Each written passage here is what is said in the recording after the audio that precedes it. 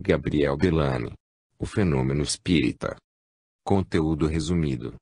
Esta é mais uma das obras da série científica, escritas por Gabriel Delany, no seu trabalho de divulgação do espiritismo, apresentando o relato das experiências sobre os fenômenos espíritas, rigorosamente controlados.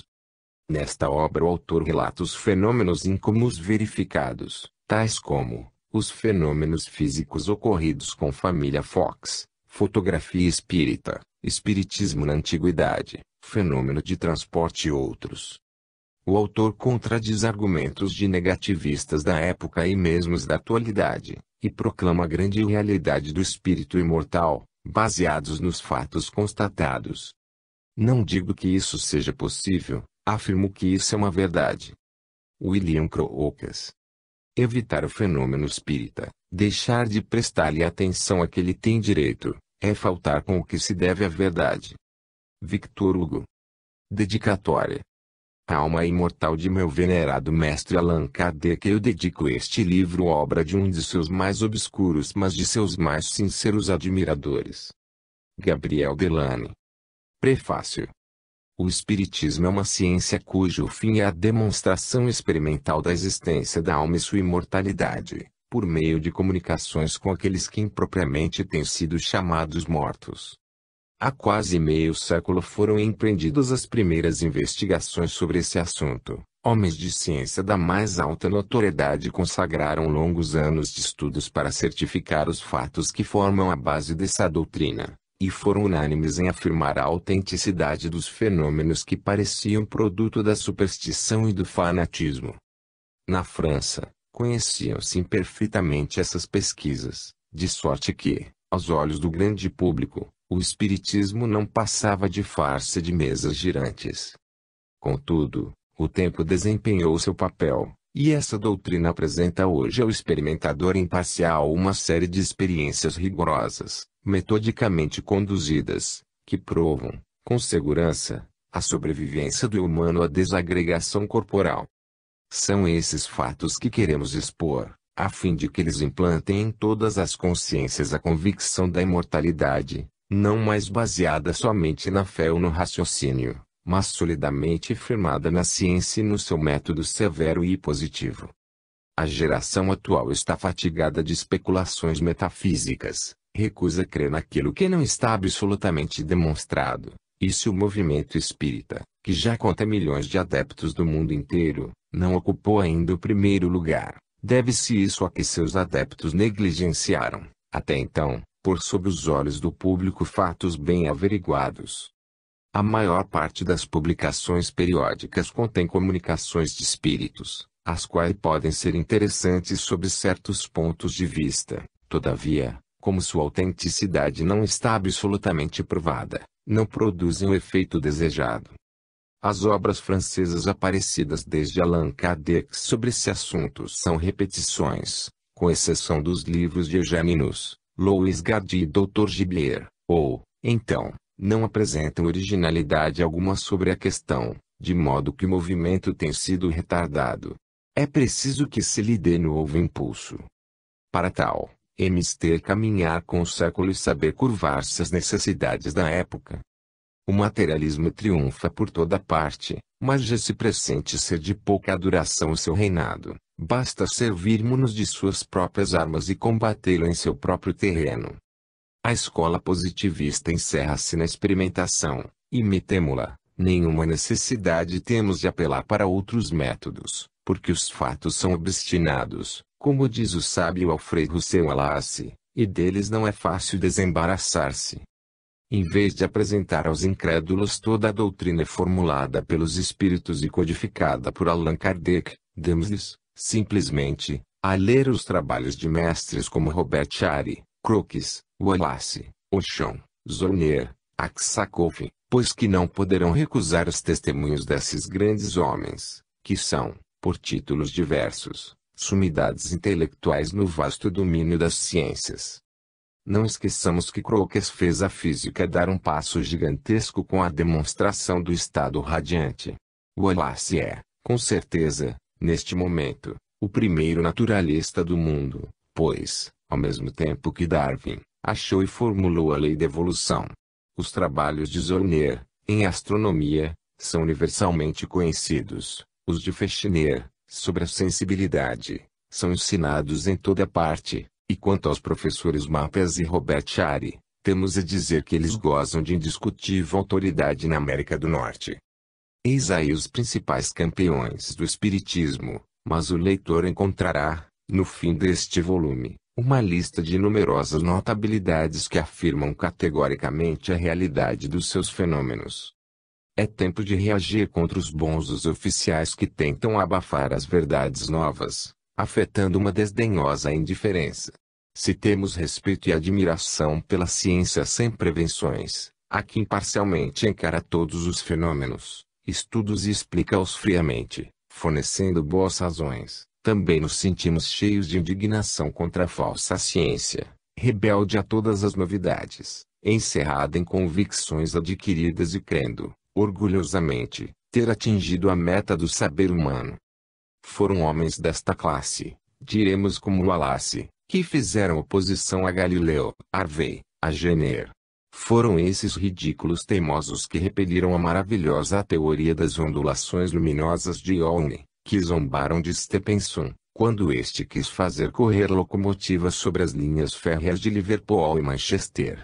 Atiraram todos os sarcasmos possíveis contra a iluminação a gás, e repeliram Arago no próprio seio da academia, quando este quis discutir a telegrafia, seres ignaros que classificaram o magnetismo como embuste e charlatanice, e que, ainda ultimamente, qualificaram de grande peta a descoberta do telefone. Não foi por bom prazer de mostrar quanto o espírito humano, mesmo nas classes mais esclarecidas, está sujeito ao erro, que citamos alguns dos mais frisantes exemplos de obstinação nas corporações sábias e o seu horror pelas novidades. Nosso intuito é suscitar um sério movimento em prol dessas investigações, que têm considerável alcance, tanto no domínio material quanto no domínio psicológico. Se realmente a alma não morre e pode agir sobre a matéria, achamos-nos em face de forças desconhecidas, cujo estudo é interessante. Pela mesma forma verificaremos modos novos de energia, que podem conduzir-nos a resultados grandiosos. O mesmo sucede com a personalidade, que, conservando-se depois da morte, nos pôs em presença de um outro problema, a produção do pensamento sem os órgãos materiais do cérebro. Deixemos de parte os rotineiros obstinadamente encerrados em seus sistemas, abramos bem os nossos olhos quando homens probos, sábios e imparciais nos falem de recentes descobertas, e fechemos os ouvidos ao alarido de todos os eunucos do pensamento, impotentes para saírem da órbita das ideias preconcebidas. Diremos, como um sábio que não teme desviar-se dos caminhos trilhados, o Sr. Charles Richet, que uma boa e completa experiência vale por 100 observações, e acrescentaremos: vale 10.000 negações, ainda mesmo quando essas negações emanassem de sumidades da maior notoriedade, se estas não se dignassem repetir as experiências e demonstrar-lhes a falsidade. Este simples resumo não tem outras pretensões além da de expor aos olhos do público as experiências feitas por homens eminentes, por mestres nesta arte tão difícil da observação exata. Resultará disso a prova evidente da imortalidade do ser pensante, porque ela afirmar-se-á cada vez mais nítida, cada vez mais evidente, à medida que se desenvolver o magnífico encadeamento dos fenômenos, desde o movimento das mesas até as aparições visíveis, tangíveis e fotografadas dos espíritos. Tal é o nosso fim escrevendo esta pequena obra de propaganda. Depois de um histórico sucinto das origens do espiritismo, passaremos em revista os trabalhos dos sábios, salientando o que eles têm de convincente e incontestável. Em seguida, consagraremos um capítulo à exposição dos métodos pelos quais se podem evocar os espíritos. Enfim, terminaremos pelas consequências filosóficas que resultam dessas pesquisas. Esperamos que este demonstrativo consciencioso e imparcial produza convicção no espírito de todos os que souberem desprender-se dos preconceitos vulgares e das ideias preconcebidas, para friamente encararem esta ciência nova, cujos frutos são muito importantes para a humanidade. É em nome do livre pensamento que convidamos os investigadores a se ocuparem com os nossos trabalhos. É com instância que lhes pedimos não repelirem sem exame esses fatos, tão novos e tão imperfeitamente conhecidos, pois estamos persuadidos de que a luz brilhará a seus olhos, como brilhou para os homens de boa fé que, há 50 anos, quiseram estudar os problemas do além, tão perturbadores e tão misteriosos antes dessas descobertas. Gabriel Delany. Parte 1. Histórico. Capítulo 1. A Antiguidade. As crenças na imortalidade da alma e nas comunicações entre os vivos e os mortos eram gerais entre os povos da Antiguidade. Mas, ao contrário do que acontece hoje, as práticas pelas quais se conseguia entrar em relação com as almas desencarnadas eram o apanágio exclusivo dos padres, que tinham cuidadosamente monopolizado essas cerimônias, não só para fazerem delas uma renda lucrativa e manterem o povo em absoluta ignorância quanto ao verdadeiro estado da alma depois da morte, como também para revestirem, a seus olhos, um caráter sagrado, pois que só eles podiam revelar os segredos da morte. Encontramos nos mais antigos arquivos religiosos a prova do que avançamos. Os anais de todas as nações mostram que, desde épocas remotíssimas da história, a evocação dos espíritos era praticada por certos homens que tinham feito disso uma especialidade. O mais antigo código religioso que se conhece, os Vedas, aparecido milhares de anos antes de Jesus Cristo, afirma a existência dos espíritos. Eis como o grande legislador Manu se exprime a respeito: os espíritos dos antepassados, no estado invisível, acompanham certos brahmanes, convidados para as cerimônias em comemoração dos mortos, sob uma forma aérea, seguem-nos e tomam lugar ao seu lado quando eles se assentam. Um outro autor hindu declara, muito tempo antes de se despojarem do envoltório mortal, as almas que só praticaram o bem como as que habitam o corpo dos sannyasis e dos vanaprastha, anacoretas e cenobitas, adquirem a faculdade de conversar com as almas que as precederam no Swarga. É sinal que, para essas almas, a série de suas transmigrações sobre a Terra terminou. 2. Desde tempos imemoriais, os padres iniciados nos mistérios preparam indivíduos chamados faquires para a evocação dos espíritos e para a obtenção dos mais notáveis fenômenos do magnetismo. Louis Jacques, em sua obra L'Espiritisme dans le monde, expõe amplamente a teoria dos hindus sobre os pitris, isto é, espíritos que vivem no espaço depois da morte do corpo. Resulta das investigações desse autor que o segredo da evocação era reservado àqueles que pudessem ter 40 anos de noviciado e obediência passiva. A iniciação comportava 3 graus. No primeiro, eram formados todos os brahmanes do culto vulgar e os econômicos dos pagodes encarregados de explorar a credulidade da multidão. Ensinava-se-lhes a comentar os 3 primeiros livros dos Vedas, a dirigir as cerimônias e a cumprir os sacrifícios. Os brahmanes do primeiro grau estavam em comunicação constante com o povo, eram seus diretores imediatos. O segundo grau era composto dos exorcistas, adivinhos, profetas evocadores de espíritos que, em certos momentos difíceis, eram encarregados de atuar sobre a imaginação das massas, por meio de fenômenos sobrenaturais. Eles liam e comentavam o Atharva Veda, repositório de conjurações mágicas. No terceiro grau, os brahmanes não tinham mais relações diretas com a multidão. O estudo de todas as forças físicas e naturais do universo era sua única ocupação e, quando se manifestavam exteriormente, faziam-no sempre por meio de fenômenos aterrorizadores, e de longe. Desde tempos imemoriais, o povo da China entrega-se à evocação dos espíritos dos avoengos. O missionário que refere grande número de experiências, cujo fim era a comunicação dos vivos com os mortos, sendo que, em nossos dias, essas práticas estão ainda em uso em todas as classes da sociedade.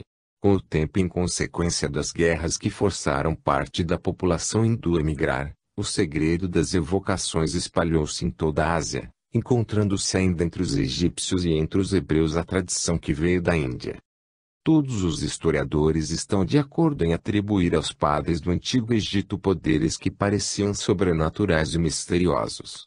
Os magos dos faraós realizavam esses prodígios que são referidos na Bíblia, mas, deixando de parte o que pode haver de legendário nessas narrações, é bem certo que eles evocavam os mortos, pois Moisés, seu discípulo, proibiu formalmente que os hebreus se entregassem a essas práticas, que entre nós ninguém use de sortilégio e de encantamentos, nem interrogue os mortos para saber a verdade. 3.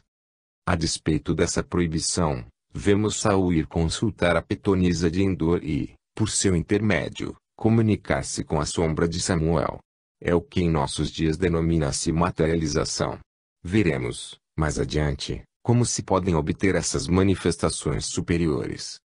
Apesar da proibição de Moisés, houve sempre investigadores que foram tentados por essas evocações misteriosas, instituíam a doutrina secreta que chamavam Cabala, mas cercando-se de precauções e fazendo o adepto jurar inviolável segredo para o vulgo.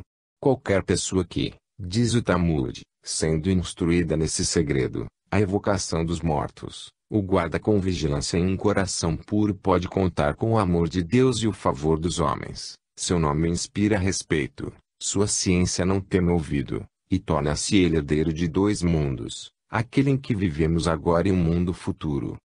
Na Grécia, a crença nas evocações era geral.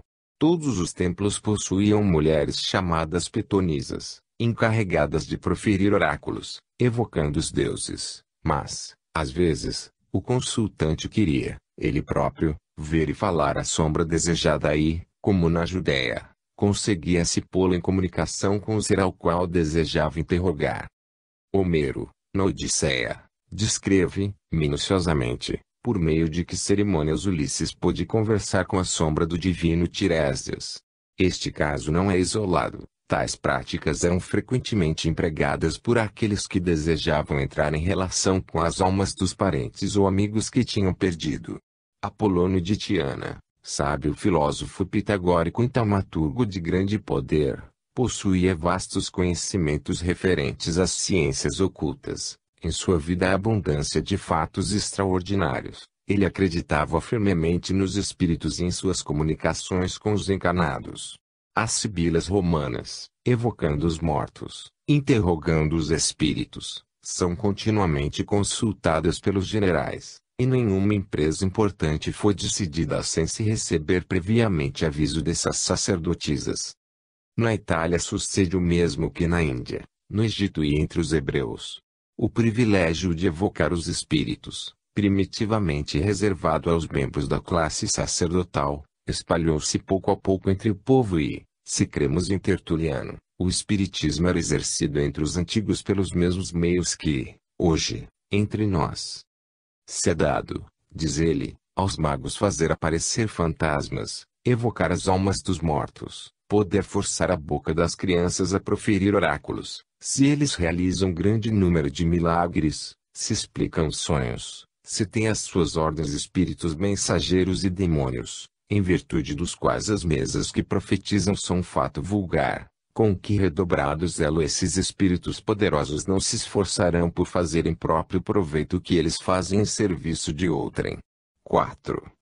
Em apoio das afirmações de Tertuliano, pode-se citar uma passagem de Amiano Marcelino sobre Patrício e Hilário, levados perante o tribunal romano por crime de magia, acusação esta de que eles se defenderam referindo que tinham fabricado, com pedaços de loureiro, uma mesinha, mensulam, sobre o qual colocaram uma bacia circular feita de vários metais, tendo um alfabeto gravado nas bordas.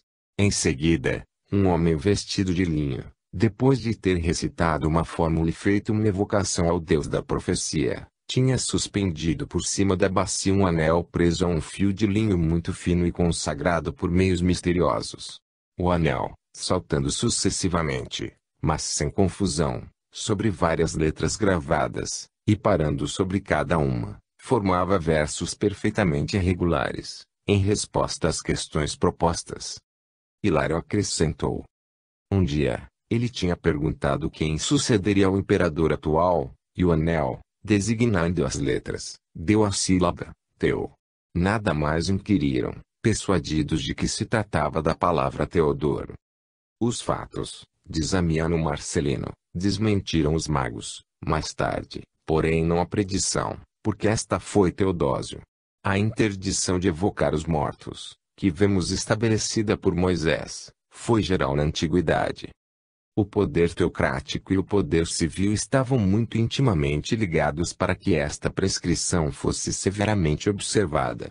Não convinha que as almas dos mortos viessem contradizer o ensinamento oficial dos padres e lançar a perturbação entre os homens, fazendo-os conhecer a verdade. A Igreja Católica, mais do que qualquer outra, tinha necessidade de combater essas práticas, para si detestáveis, e, portanto, durante a Idade Média, milhares de vítimas foram queimadas sem piedade, sob o nome de feiticeiros e mágicos, por terem evocado os espíritos.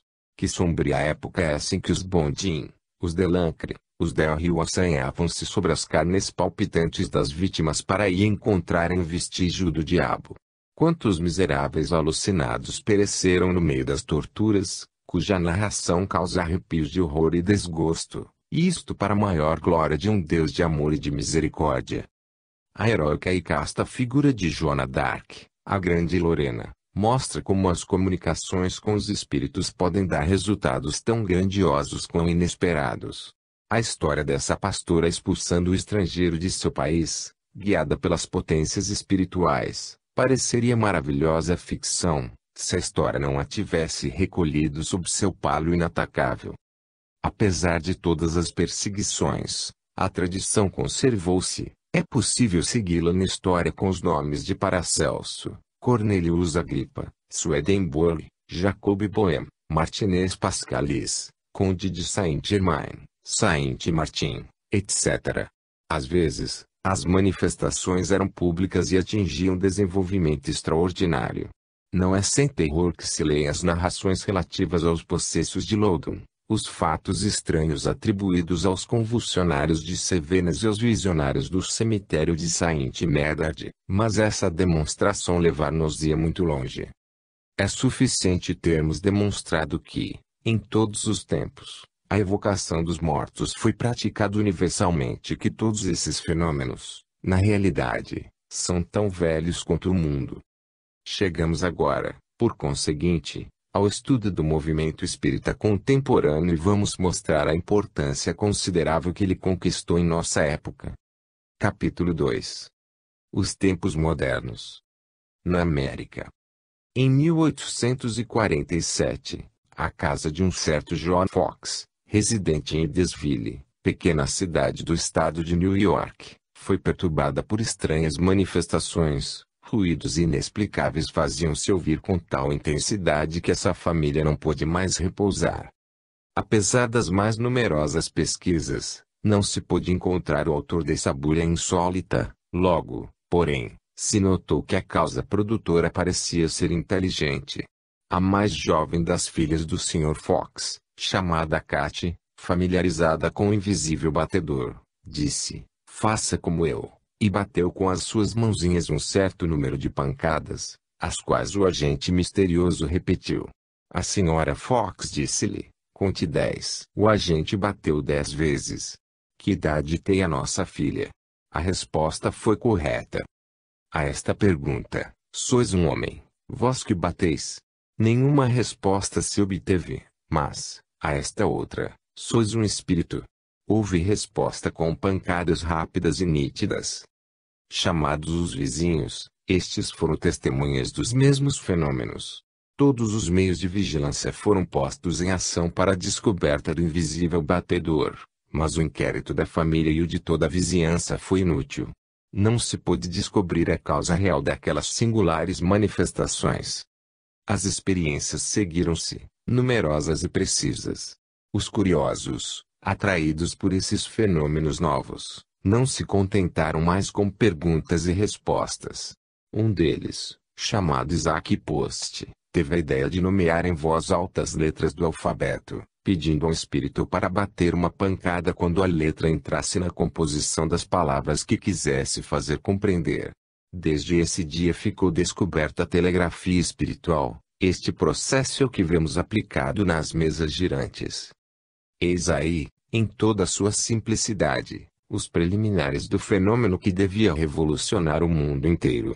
Negado pelos sábios oficiais, escarnecido pela imprensa dos dois mundos, posto no index pelas religiões medrosas e ciumentas, suspeito à justiça, explorado por charlatães, o espiritismo devia continuar seu caminho e conquistar adeptos, pois que o número destes se eleva, hoje, a muitos milhões, em virtude de o espiritismo possuir a mais poderosa força, a verdade. Os investigadores notaram que o fenômeno só se produzia em presença da jovem Fox, atribuía-se-lhe um certo poder chamado mediunidade.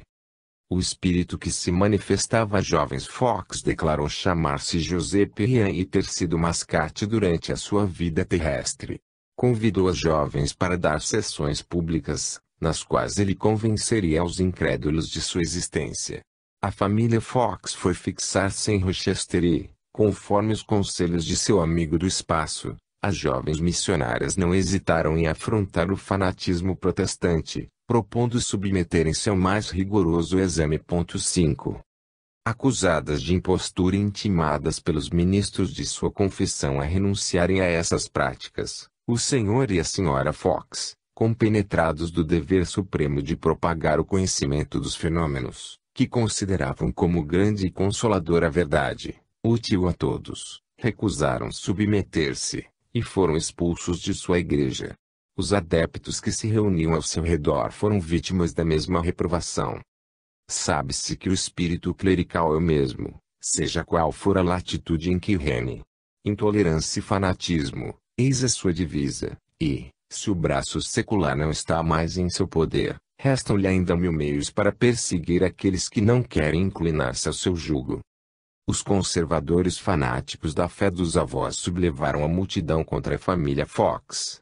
Os apóstolos da nova fé ofereceram-se, então, para fazer a prova pública da realidade das manifestações, diante da população reunida no Corinthian Hall, o maior salão da cidade.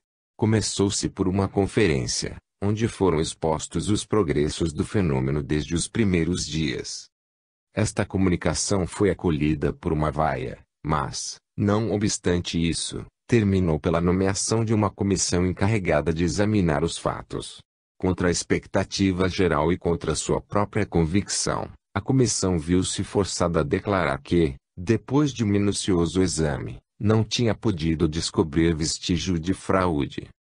Nomeou-se uma segunda comissão, que recorreu a processos de investigação mais rigorosos, fez esquadrinhar e mesmo despir as médiuns, por senhoras, bem entendido. Ouviram-se sempre os estalidos ou pancadas na mesa, viam-se móveis em movimento, respostas foram obtidas sobre todas as questões, mesmo mentais, nada havia nisso de ventriloquia, de subterfúgios, nenhuma fraude foi possível encontrar.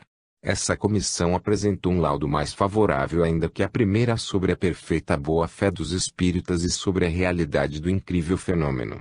É impossível, diz a senhora Dinge, 6 descrever-se a indignação que se manifestou ante esta segunda decepção. Uma terceira comissão foi escolhida entre os mais incrédulos e mais motejadores. O resultado desta investigação, ainda mais vexatória para as duas pobres jovens que as anteriores, confundiu mais do que nunca os seus detratores. O ruído do insucesso deste exame supremo espalhou-se pela cidade. A população, exasperada, julgando ter havido traição dos comissários e conivência destes com os impostores, declarou que, se o laudo lhes fosse favorável, lincharia as médiuns e seus advogados. As jovens, apesar do terror, escoltadas por sua família e por alguns amigos, não deixaram de apresentar-se na reunião, e pediram lugar no estrado da grande sala, decididos todos a perecer, se isso fosse necessário, mártires de uma impopular, mas incontestável verdade. A leitura do relatório foi feita, por um membro da comissão que havia jurado descobrir a tramóia. Ele, porém, viu-se obrigado a confessar que a causa das pancadas, apesar das mais minuciosas pesquisas, era-lhe desconhecida.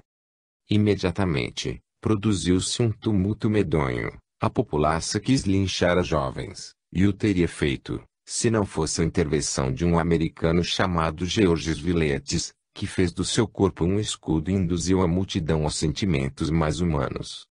Vê-se, por esta narração, que o Espiritismo, desde o seu início, foi severamente estudado.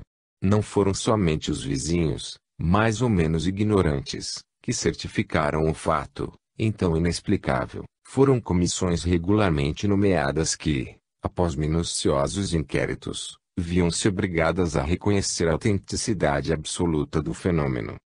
A perseguição faz, como consequência, angariar adeptos para as ideias que combate. Eis porque, poucos anos depois, em 1850, contavam-se já alguns milhares de espíritas nos Estados Unidos. A imprensa, como sempre, não encontrou número suficiente de sarcasmos para vomitar contra a nova doutrina.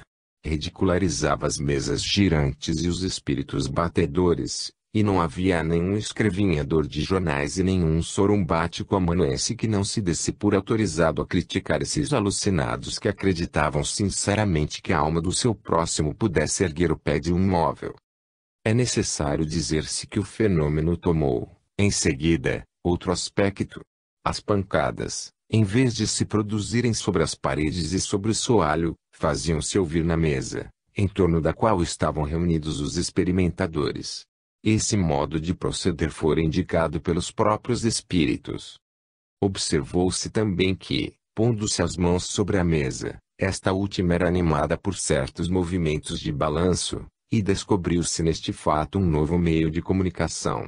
Bastava nomear as letras do alfabeto, para que o móvel indicasse, por uma pancada, aquelas que entravam na composição da palavra que o espírito queria ditar.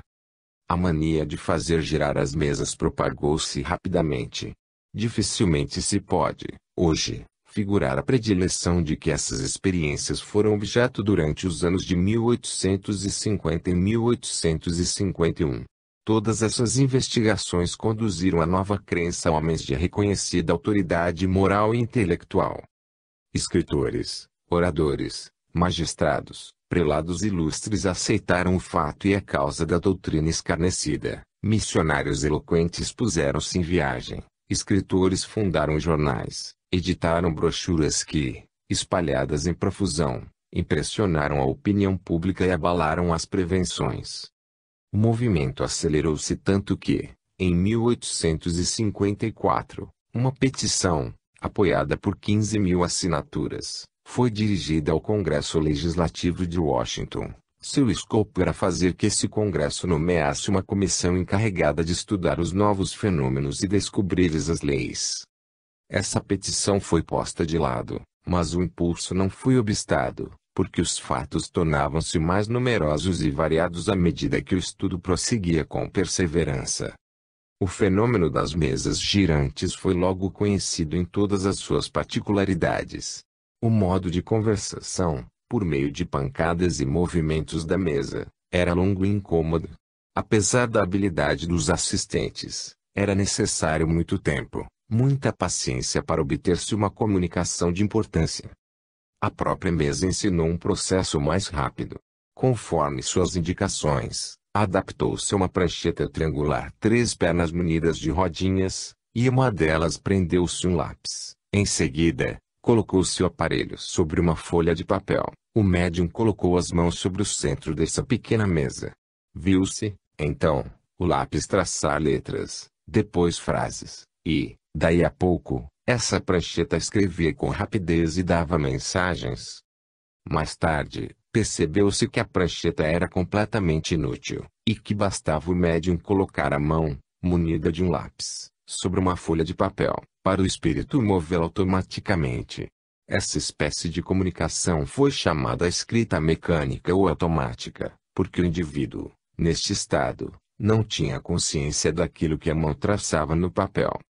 Outros médiums obtiveram por esse meio desenhos curiosos, música, ditados acima do alcance da sua inteligência e, às vezes mesmo, comunicações em línguas estrangeiras que lhes eram absolutamente desconhecidas.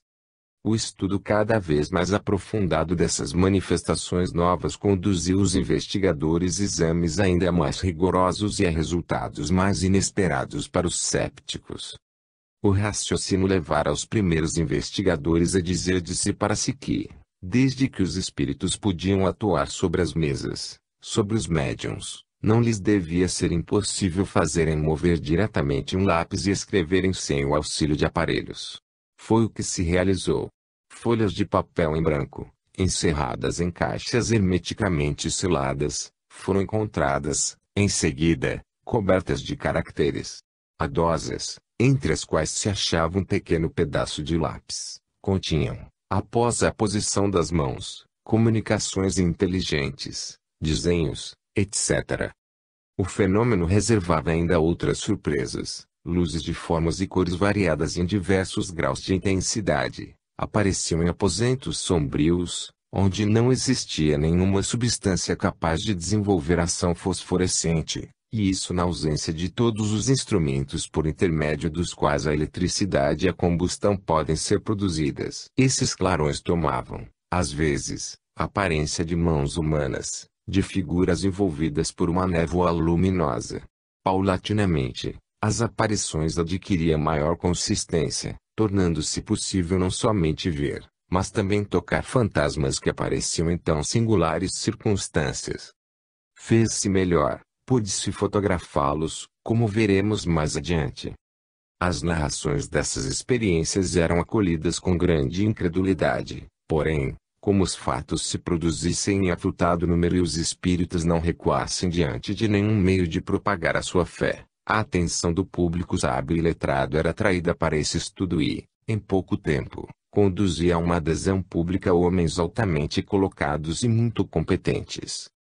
Negligenciamos, voluntariamente, mencionar as inumeráveis declarações feitas por publicistas, médicos, advogados, a fim de reservarmos todo o apelo à atenção do leitor para os testemunhos autênticos dos homens notáveis de ciência que se têm ocupado com esta questão. Os sábios. Em primeiro lugar, podemos citar uma das personagens mais célebres da magistratura, o juiz Edmondes, primeiro magistrado do Supremo Tribunal do Distrito de New York, onde foi eleito membro do corpo legislativo e nomeado presidente do Senado. Sua conversão ao novo espiritualismo fez grande rumor na União e atraiu contra si uma multidão de invectivas das folhas evangélicas e dos jornais profanos. O juiz Edmondes respondeu-lhes com um livro intitulado Spirit Manifestation, que produziu nos Estados Unidos profunda sensação e, graças ao auxílio de alguns homens de ciência, cujas experiências vieram confirmar suas asserções, os 15.000 signatários da petição dirigida ao Congresso viram o seu número elevar-se a alguns milhões. Eis como a convicção nasceu na alma do grande jurista americano. Em 23 de abril de 1851, diz ele, eu era uma das 9 pessoas que se assentavam em torno de uma mesa colocada no meio de um aposento, e sobre a qual estava uma lâmpada acesa. Uma outra lâmpada tinha sido colocada na chaminé. Em pouco tempo, à vista de todos, a mesa foi levada a cerca de um pé acima do soalho e sacudida para diante ou para trás, tão facilmente como eu poderia agitar uma laranja em minhas mãos. Alguns de nós tentaram fazê-la parar, empregando todas as nossas forças, mas isso foi inútil. Então, retiramo-nos todos para longe da mesa e, à luz das 2 lâmpadas, vimos esse pesado móvel de mogno suspenso no ar. Resolvi prosseguir essas experiências, julgando tratar-se de uma fraude e decidido a esclarecer o público, porém, minhas pesquisas conduziram-me à conclusão oposta. O que cumpre observar nos testemunhos concedidos pelos sábios é que todos os que empreenderam investigações sobre o moderno espiritualismo, nome norte-americano do espiritismo, fizeram-no com a firme convicção de que se tratava de uma fraude com o desejo de salvarem os seus contemporâneos dessa loucura contagiosa. Eu havia, a princípio, repelido desdenhosamente essas coisas, diz o professor Mapes, que ensinava química na Academia Nacional dos Estados Unidos, mas, quando vi que alguns de meus amigos estavam empolgadíssimos pela magia moderna, resolvi aplicar minha atenção a essa matéria, para salvar homens que, respeitáveis e esclarecidos sob tantos outros pontos, neste, corriam vertiginosamente para um abismo. O resultado das investigações do professor Mapes foi, como para o juiz Edmondes, uma imersão completa nas águas do espiritismo. Aconteceu exatamente o mesmo com um dos sábios mais eminentes da América, o célebre Robert Shari, professor na Universidade da Pensilvânia. Ele começou suas pesquisas em 1853, época em que, como por um dever para com seus semelhantes, resolveu empregar o que possuía de sua influência para embargar a carreira da onda crescente de demência popular, que, a despeito da ciência e da razão, se pronunciava tão obstinadamente a favor daquela grosseira ilusão chamada espiritismo. Robert Shari teve conhecimento dos trabalhos de Faraday sobre as mesas girantes, pesquisas que assinalaremos mais adiante, e acreditou que o sábio químico localizara a verdadeira explicação, mas, repetindo suas experiências, reconheceu que elas eram insuficientes e mandou fabricar, para completá-las, aparelhos novos. Tomou esferas de cobre, colocou-as sobre uma chapa de zinco e fez o médium pôr as mãos sobre as esferas. Com grande espanto, observou que a mesa moveu-se. Em seguida, mergulhou as mãos do médium em água, de modo que ele não tivesse comunicação alguma com a prancha sobre a qual estava colocado o vaso que continha o líquido. Com grande surpresa sua, uma pressão de 18 libras foi exercida sobre a prancha. Não convencido ainda, ensaiou um outro processo. A extremidade de uma grande alavanca foi colocada numa balança de espiral, com o indicador móvel e o peso marcado. A mão do médium era colocada na outra extremidade da alavanca, de modo que não lhe fosse possível fazer pressão para baixo e que, muito ao contrário, sua pressão, se fosse exercida, produzisse efeito oposto, isto é, a suspensão da outra extremidade. Qual não foi o espanto do célebre professor quando verificou, pela balança, que o peso havia aumentado de algumas libras. Veremos, mais adiante, como em semelhante conjetura William Crookes, para se pôr ao abrigo de uma ilusão dos sentidos, construiu um aparelho que registrava automaticamente todas as variações do peso na balança. Robert Shari, convencido da existência de uma nova força física exercendo-se em condições ainda pouco conhecidas, quis certificar-se da hipótese de que uma inteligência dirigia a manifestação. Adaptou à mesa um disco em que se viam as letras do alfabeto e o dispôs de forma que o médium não pudesse ver as letras. O quadrante em que elas estavam gravadas mostrava face aos espectadores instalados a alguma distância da mesa. Na outra extremidade desta, mantinha-se o médium, que só podia ver o disco por detrás. Uma agulha móvel, fixada no centro do quadrante, devia, sucessivamente, indicar as letras das palavras ditadas, completamente ignoradas do médium.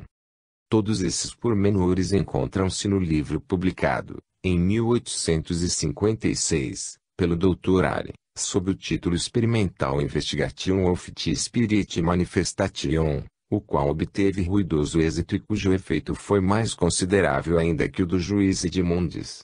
Não mais se tratava aí de algumas jovens obscuras ou de charlatães tentando explorar a boa-fé pública, era a ciência oficial que se pronunciava pela boca de um dos seus mais autorizados membros.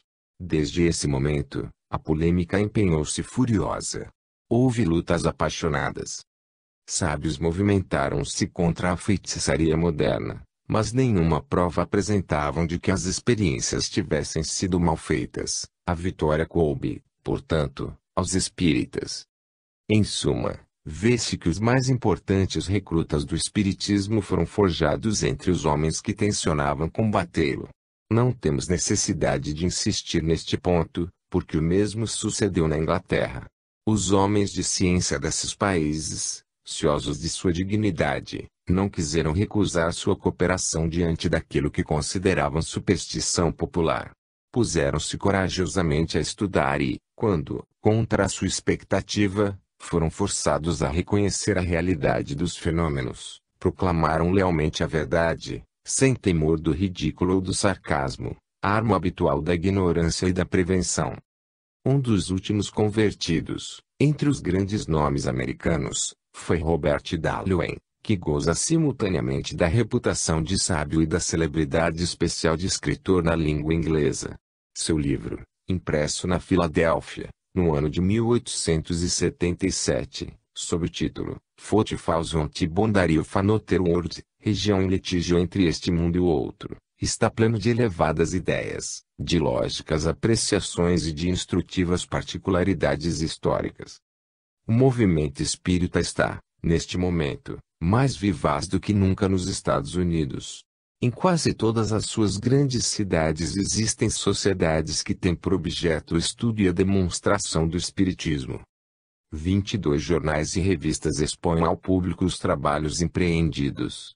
O Banner of Light, que se publica em Boston, há mais de 20 anos, é, de alguma sorte, o líder do moderno espiritualismo. O que demonstra o vigor e a intensidade do movimento espírita são os meetings, isto é, as reuniões que se realizam todos os anos nas margens do lago de Caçadaga. Os espíritas construíram, nessa região, habitações que podem abrigar mais de 10.000 pessoas, mas a afluência é tal que centenas de famílias são obrigadas a acampar nas imediações da cidade. Esses fatos provam a importância do moderno espiritualismo, pois que acampamentos semelhantes existem no litoral do Oceano Atlântico, do Oceano Pacífico e em todas as praias dos grandes e soberbos lagos americanos. Acrescentamos, terminando, que todas as grandes cidades da União têm sociedades espíritas regularmente organizadas. Em 1870, já se contavam 20 centros e 105 sociedades espíritas, 207 casas para conferências e pouco mais ou menos de 22 médiuns públicos. O número total dos espíritas é, segundo Russell Wallace, calculado em 11 milhões, só nos Estados Unidos. Na Inglaterra. É, sobretudo, na Inglaterra que encontramos uma pleiade de grandes homens entregues a esses estudos. Queremos citar, em primeiro lugar, um testemunho eminente, o de William Crookes. Acreditamos ser inútil recordar ao leitor os títulos pelos quais esse sábio tornou-se merecedor da gratidão pública. É-nos suficiente dizer que a ele se deve a descoberta do talho e a demonstração experimental da existência da matéria radiante entrevista por Faraday. Esta nova estrada, aberta às investigações científicas, rasgou imenso e grandioso horizonte à ciência contemporânea, e pode-se dizer que é uma das maiores descobertas do século. Um espírito tão eminente não se aventura em terreno desconhecido sem tomar todas as precauções imagináveis contra o erro ou contra a fraude. Escutemos o que ele diz sobre o espiritismo, em um artigo publicado em julho de 1870, no Quarterly Review, órgão da Academia de Ciências da Inglaterra. O espiritualista fala de corpos pesando 50 ou 100 libras que são elevados no ar, sem intervenção de forças conhecidas. Mas o químico está acostumado a fazer uso de uma balança sensível a um peso tão diminuto que seriam necessários 10.000 deles para pesar um grão.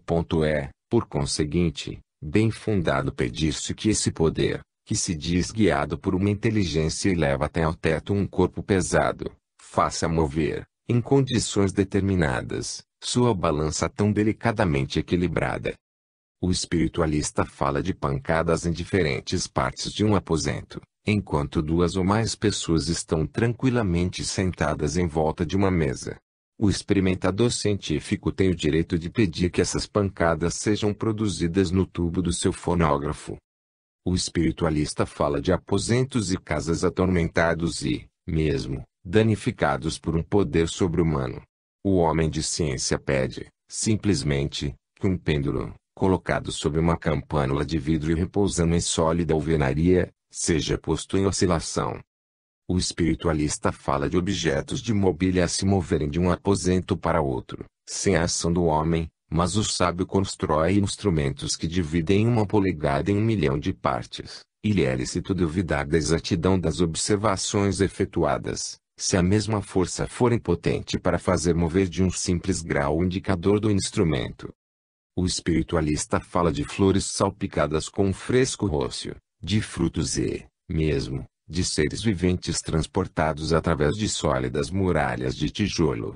O investigador científico pede, naturalmente, que um peso adicional, que fosse a milésima parte de um grão, seja depositado em uma das conchas de sua balança, quando ela está no mostrador fechado à chave, e o químico pede que se introduza a milésima parte de um grão de arsênico através das paredes de um tubo de vidro no qual se encontra água pura, hermeticamente encerrada. O espiritualista fala de manifestações de um poder equivalente a milhares de libras, que se produz sem causa conhecida. O homem de ciência, que crê firmemente na conservação da força e que pensa que ela jamais se produz sem o esgotamento de alguma coisa para substituí-la, pede que as ditas manifestações sejam produzidas em seu laboratório, onde ele poderá pesá-las, medir-as, submetê-las às suas próprias experiências. 8. Vê-se com que desconfiança, com que precaução o sábio químico começa as suas experiências. Ele não quer conceder a sua confiança senão com a condição expressa de que o fenômeno se produza em seu laboratório, de alguma sorte sob seu controle, a fim de estar bem certo de que nenhuma fraude, nenhuma ilusão influiria nos resultados que pudessem produzir-se. Eis a verdadeira sabedoria. Quantos de nossos sábios, que negam a priori, estão longe de seguir-lhe o exemplo? As linhas que acima citamos foram escritas em 1870. Mas, em 1876, após 4 anos de perseverantes investigações, o grande físico escreveu: não digo que isso seja possível, mas sim que isso é real. Veremos adiante as experiências que serviram para fortalecer a opinião do sábio inglês. A Sociedade Dialética de Londres, fundada em 1867 sob a presidência de Sir John Lubbock, e contando entre os seus vice-presidentes Thomas Henry Huxley, um dos professores mais sábios da Inglaterra, o Sr. Georges Henry Lewis, fisiologista eminente, decidiu, em sua sessão de 6 de janeiro de 1869, que uma comissão seria nomeada para estudar os pretendidos fenômenos espíritas, dando conta deles à sociedade. O debate suscitado por essa decisão mostrou que a maior parte dos seus membros não acreditava no espiritismo, e os jornais ingleses acolheram, com júbilo, a nomeação dessa comissão que, pensava-se, cotaria pela raiz o moderno espiritualismo. Com profunda surpresa do público inglês, a comissão, depois de 18 meses de estudo, concluiu a favor da realidade das manifestações. Daremos o texto do seu relatório no momento em que expusermos as experiências espíritas. Entre os membros que tomaram parte nesse inquérito, estava o grande naturalista inglês Alfred Russel Wallace, êmulo e colaborador de Darwin, já convencido da realidade dos fenômenos. Como Mapes, como Ar e tantos outros, o Sr. Wallace, vencido pela evidência, fez corajosamente a sua profissão de fé, em um livro, Miracles and Modern Spiritualism, que apaixona ainda os espíritos na Inglaterra. No número das testemunhas ouvidas pela Comissão da Sociedade Dialética de Londres figuravam o professor Auguste de Morgan, presidente da Sociedade Matemática de Londres, secretário da Sociedade Real Astronômica, e o Sr. Valley, engenheiro-chefe das companhias de telegrafia internacional e transatlântica, inventor do condensador elétrico, que resolveu definitivamente o problema da telegrafia submarina. O Sr. de Morgan afirmou alto e bom som a realidade dos fenômenos, pelo seu livro, From Matter to Spirit, e, mais adiante, veremos uma carta onde o Sr. Valley rende, publicamente, homenagem aos espíritos. Semelhante concurso de nomes eminentes poderia parecer suficiente para estabelecer solidamente a teoria espírita, mas, em assuntos tão debatidos, convém não deixar de apresentar as afirmações autorizadas. Eis ainda outros testemunhos. O Sr. Sean, professor da Universidade de Oxford, estudou durante 5 anos o fenômeno da escrita direta, isto é, da escrita produzida sem a intervenção de pessoa vivente. Publicou um livro intitulado Spirit Teachings, que terá sua utilidade na discussão que adiante vamos apresentar. Somos assaz escrupulosos para não deixar passar em silêncio o testemunho de outro homem eminente, Serjeant Cox, jurisconsulto filósofo, escritor que também se convenceu pelo exame. Igualmente, lembramos que o Sr. Barkas, membro da Sociedade de Geologia de Newcastle, narrou suas experiências em um livro muito interessante, intitulado Outlines of Investigation into Modern Spiritualism. Convidamos as pessoas que se queiram convencer a lerem esta obra. A luta na Inglaterra não foi menos vivaz que nos Estados Unidos. Os adversários do espiritismo deviam, aí também, fazer todos os esforços para destruir a verdade nascente, mas, nesses países de livre discussão, onde o receio do ridículo é menos vivo que entre nós, os convertidos não recearam dar afirmação nítida e franca de sua mudança de ideias.